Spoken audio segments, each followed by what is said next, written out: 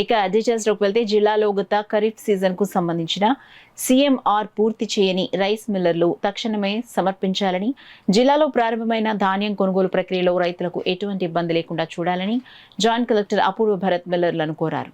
గురువారం కాకినాడ కలెక్టర్ కార్యాలయంలో పౌర సరఫరాల సంస్థ ఆధ్వర్యంలో రైస్ మిల్లర్ల ప్రతినిధులతో నిర్వహించిన సమీక్షా సమావేశంలో జేసీ అపూర్వ భరత్ హాజరై kharif CMR pending clearance, bank గ్యారంటీల సమర్పణ, 2026 రబీ ధాన్యం కొనుగోళ్లలో కనీస మద్దతు ధర అమలు తదితర అంశాలపై అధికారులు రైస్ మిల్లర్లతో సమీక్షించారు.